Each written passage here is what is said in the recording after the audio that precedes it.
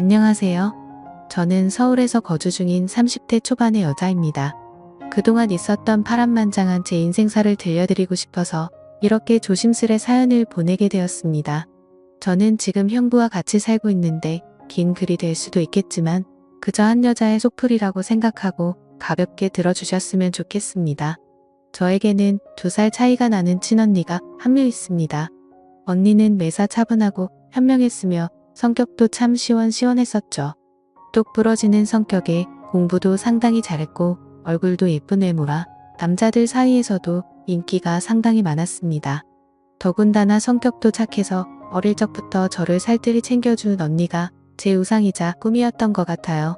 나이는 겨우 2살 차이밖에 안 되지만 어릴 적부터 언니는 제게 상당히 커다란 존재였던 것 같아 말을 잘 따르곤 했습니다.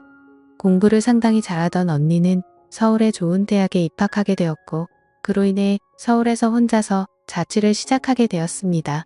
그때 당시 저는 혼자 나가서 자취하며 사는 언니가 그렇게 부러울 수가 없었죠. 공부도 잘하고 대학도 좋은 곳에 가는 언니를 존경하며 저도 언니를 따라가기 위해서 이를 악물고 정말 공부를 열심히 했었습니다. 그러다 보니 저도 곧잘 성적이 잘 나왔고 그 덕분에 언니와는 다른 학교지만 나름 서울에 있는 괜찮은 4년제 대학교에 입학을 하게 됐습니다. 저는 너무 행복하고 신났었죠. 그렇게 꿈에 그리던 언니와의 자취 생활과 대학 생활이 너무 기대가 되었습니다. 부모님은 철없는 딸년이라고 핀잔을 주셨지만 내심 서울 4년제 대학에 입학한 딸들을 보며 흐뭇해 하셨었던 것 같습니다. 그렇게 학기가 시작되었고 저는 언니와 같이 살게 되었습니다.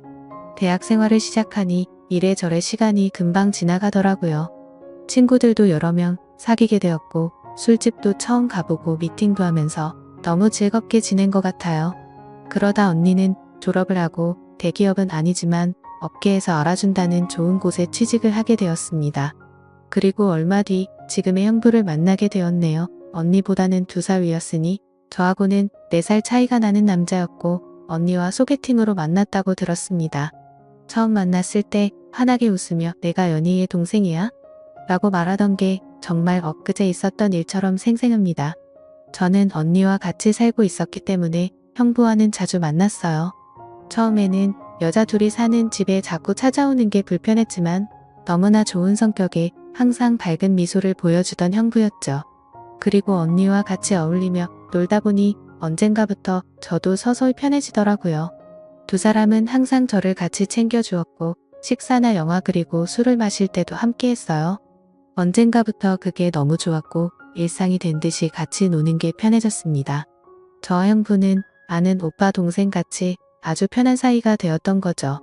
그렇게 처음 겪어보는 재밌는 일상들을 만끽하였고 평범한 대학 생활을 즐기면서 별탈 없이 잘 지내고 있었습니다. 그런데 하늘이 무너질 만큼 충격적인 일이 생겨버렸죠. 어느 날 갑자기 부모님의 충격적인 사고 소식을 접해야 했습니다. 언니와 제가 사는 자취방에 오셔서 반찬이며 이것저것 가져다 주시고 시골집으로 내려가시다 차가 반파되는 큰 사고가 났습니다. 여자들끼리 사는 집이 이게 뭐냐며 투덜거리셨던 엄마와 애들한테 잔소리 그만하라는 아빠, 그 모습이 마지막 모습이셨어요. 부모님 2분 다 그 사고로 인해 돌아가시게 되었습니다. 저희 자매는 너무나도 슬픈 그 현실을 어린 나이에 모두 받아들여야만 했습니다. 형부는 장례식장에서 언니의 남자친구라고 주변 분들에게 소개를 하였고 저희 부모님의 마지막 장지까지 함께 해주었습니다. 목 놓아 울다가 너무 힘들어 지치면 형부가 달래주었고 무엇이라도 먹으라며 밖에서 죽까지 사와서 저희들을 챙겨줬었죠. 형부에게 너무 고마웠고 그때부터 많이 의지가 되었던 것 같아요. 그렇게 부모님을 보내드리고 나니 저희는 졸지에 고아가 되어버린 거나 마찬가지인 상황이 되었습니다. 그렇게 힘든 시기에 겨우겨우 버티면서 대학 생활을 마치고 졸업을 하게 된 저에게도 어느 날 한 남자가 다가오게 되었습니다. 이 남자가 바로 제 전 남편입니다. 부모님이 돌아가시고 형부와 언니에게 많이 위로받고 기대면서 살았지만 그걸로 제 마음이 채워지기에는 부족했었나 봐요. 자상하게 다가와서 제 말을 잘 들어주던 그 남자와 연애를 하게 되었고 저는 자연스럽게 그 남자에게 제 삶을 기대고 많이 의지하게 되었었죠. 그러다 보니 집에 들어가지 않고 외박을 하는 횟수도 점점 늘게 되었고 안 그러던 제가 갑자기 그런 모습을 보이게 되자 언니와 형부에게 혼도 많이 났었습니다. 그러던 중 저는 그만 사고를 치고 말았습니다. 어리다면 어린 그 나이에 혼전 임신을 하게 되었던 거죠. 지금 생각해보면 정말 미친 짓이라 생각하고 있고 그 시간을 되돌리고 싶은 심정입니다. 물론 지금 제 인생 누구보다 소중한 제 딸아이가 없길 바란다는 뜻이 아니고 전 남편만 되돌리고 싶습니다. 하지만 그때 당시에는 그 남자를 많이 의지했고 사랑했었기에 미래가 행복할 거라 꿈꾸고 아이를 낳자고 마음먹었습니다. 그렇게 저희는 예정에 없었던 결혼을 급하게 하기로 한 거였죠. 그래서 저는 언니와 형부에게 이 사실을 알렸고 정신이 있는 거냐며 많이 혼났었던 것 같습니다. 잘 살 테니 걱정하지 말라고 얘기를 계속 해줬지만 그게 말처럼 쉽게 될 리 없다는 걸 잘 알고 있는 두 사람은 저를 많이 설득하려고 했죠. 하지만 뱃속에 제 아이가 있었기에 되돌릴 수 없다는 걸 모두가 알았고 결국 제 의견을 따라서 결혼을 진행하게 되었습니다. 그러나 상견례부터 참 쉽지 않더군요. 그날부터도 많은 일이 있었습니다. 언니와 형부가 상견례 자리에 나와주었고 어른은 없냐며 대놓고 무시하던 시댁, 그리고 그런 경험을 처음 하면서 괜찮은 척하며 땀을 뻘뻘 흘리면서 시댁의 비위를 맞춰주던 형부 매사에 정확하고 똑부러지던 제 언니도 저를 위해 성격 죽이고 이리저리 무사히 상견례를 끝마쳤네요. 남자친구와 저는 어린 나이에 목돈이 없었기에 시댁에서 마련해 주신 15평 남짓되는 빌라에서 아이를 출산하였고 신혼생활을 시작하게 되었습니다. 그런데 제가 꿈꾸던 결혼생활과는 정반대였습니다. 연애하던 시절에는 항상 저를 착하게 대해주던 남편은 결혼을 하고 난 뒤 마치 다른 사람처럼 180도로 바뀌었습니다. 잦은 음주와 외박 그리고 저에게 욕설까지도 서슴지 않았습니다. 처음에는 단순히 벌어지는 실수라 생각되어 넘어갔지만 그게 점점 도를 넘어서더니 어느 순간부터는 제게 몹쓸 짓까지 하더군요. 부모가 없어 네가 개념이 없다며 욕을 하고 언니와 형부까지 싸잡아서 욕을 했습니다. 어리다면 어린 나이에 그 얘기를 듣고 있자니 서름에 복받쳐서 아이를 안고 많이 울었던 것 같아요. 하지만 저는 언니와 형부에게 제 상황을 이야기하지 못했습니다. 잘 살겠다고 큰 소리 뻥뻥 치고 강행했던 이 결혼, 지금 제가 이런 대접을 받고 힘들게 산다는 사실을 안다면 언니와 형부가 너무 슬퍼할 걸 잘 알았거든요.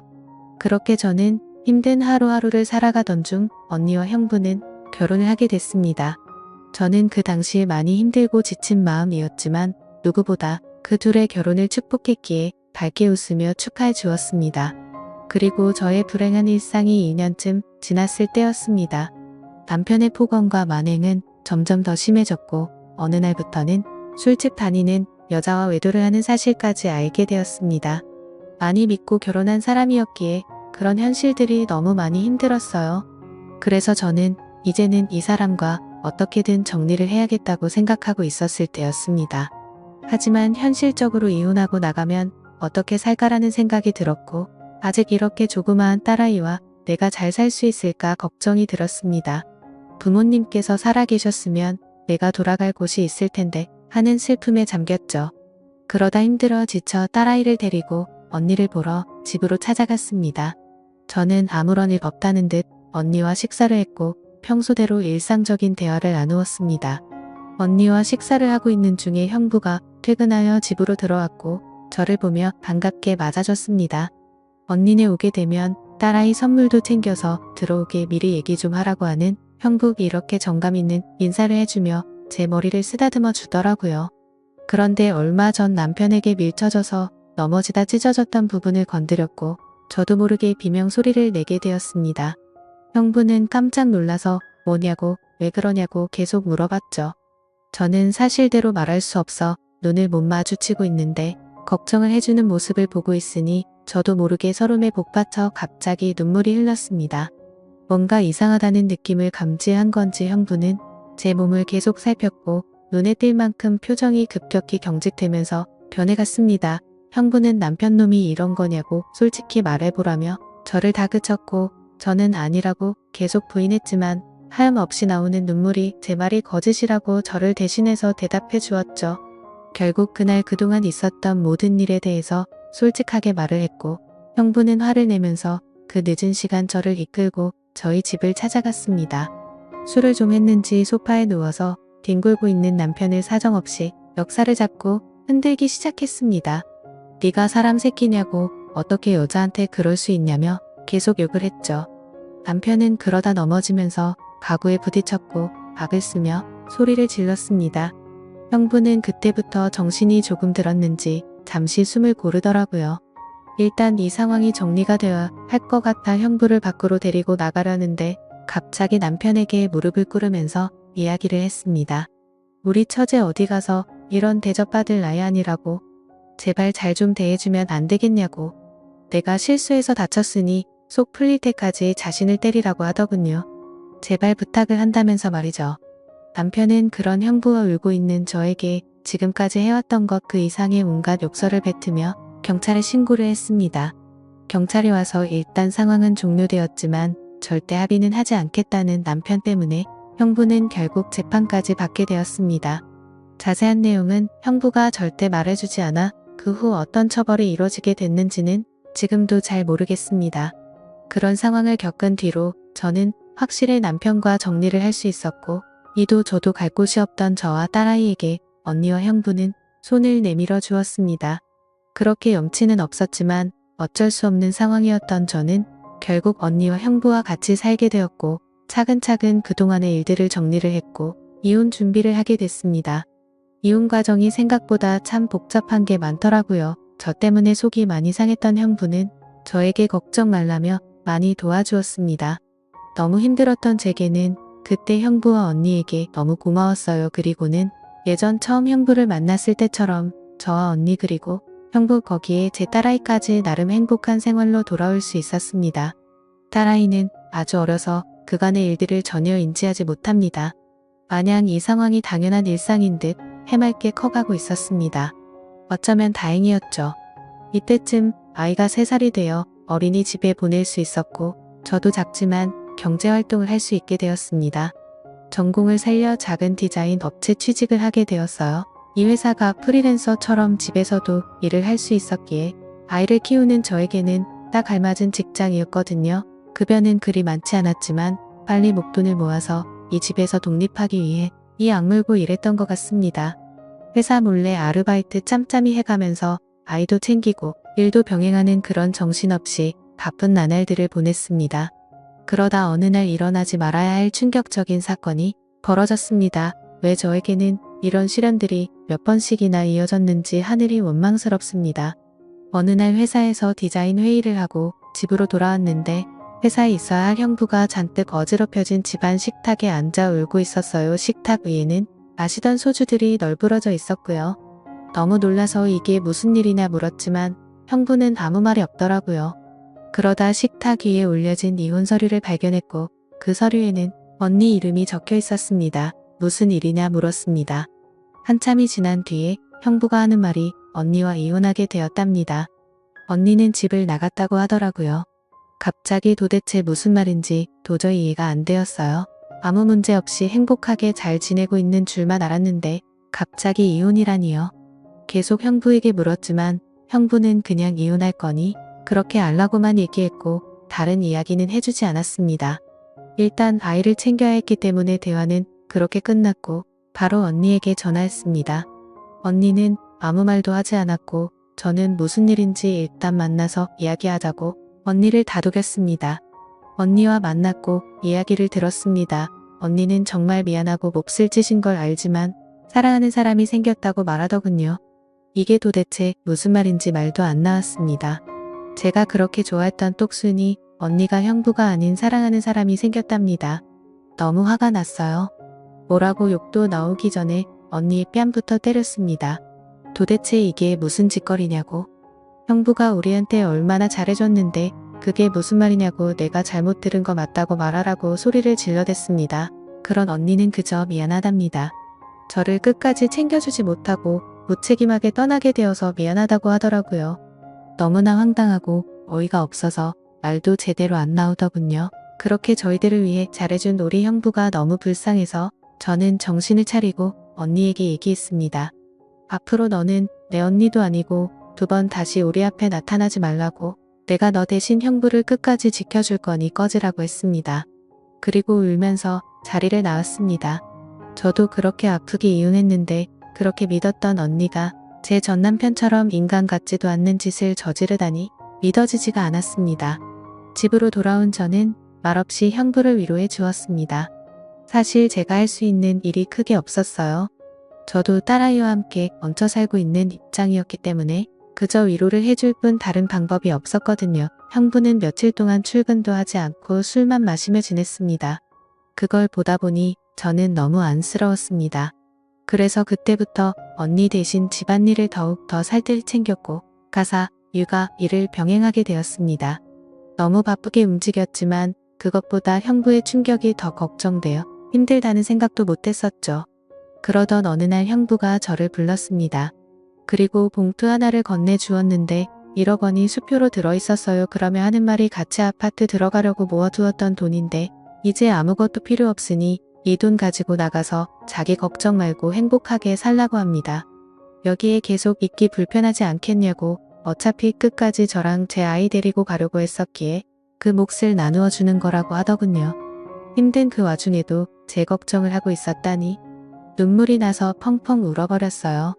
그리고 형부를 꼭 안아주며 내가 같이 지켜줄 거니까 너무 슬퍼하지 말라고 당분간 곁에 있게 해달라고 형부가 정신 차리면 내가 알아서 나갈 테니 이 돈은 필요 없다고 말했습니다. 형부도 감정이 복받쳤는지 목 놓아 울었고 알겠다면서 고맙다고 말하더라고요. 그렇게 저와 저희 딸아이 형부까지 비록 임시지만 새로운 가족이 되었습니다. 형부는 바랄 게 뭐 있냐고 아무것도 필요 없다며 언니와 조용히 합의 이혼을 했습니다. 왜 이렇게 착한 사람을 상처받게 만드는지 언니가 너무 미웠고 형부에게 미안했습니다. 이렇게 짧은 시간 동안 부모님의 사고 그리고 혼전 임신과 이혼 또 믿었던 언니의 충격적인 배신까지 무려 3가지나 되는 큰일을 연달아 겪었습니다. 형부는 이혼을 한 뒤로 정신을 차리고 일상으로 돌아왔습니다. 저도 마찬가지고요. 서로 많이 의지를 해가며 바쁜 나날들을 보내고 있습니다. 언니가 떠난 충격을 온전히 떨칠 수는 없었지만 그래도 그 슬픔이 어느 정도 가셨을 무렵 작은 월세방을 얻어서 나간다고 형부에게 말했죠. 어느 정도 일상이 제자리를 찾은 것 같아서 제가 살 길을 찾아가겠다고 말했더니 여기가 너희 집인데 어딜 가냐고 화를 내더라고요. 이제 우리 가족인데 어딜 나가냐고요. 끝까지 서로 의지하자며 저를 붙잡더라고요. 형부를 위해서도 이건 아니다 싶어 완강히 거절했지만 이런저런 실랑이 끝에 형부에게 너무 고마운 마음이 들었습니다. 결국 저는 형부의 손을 놓을 수 없었습니다. 저희는 서로 상처받은 사람들이 만든 이상한 가족 구성원이 되었지만 나름 행복하게 잘 살고 있습니다. 지금은 전에 살고 있는 곳보다 조금 더 좋은 아파트로 이사도 했고요. 남들이 이상하게 볼 수도 있겠지만 신경 쓰지 말라고 늘 본인보다 저를 신경 썼어요. 아이 유치원 행사에도 애비 없는 자식 소리 듣지 않게 하려고 아빠처럼 참여해주고요.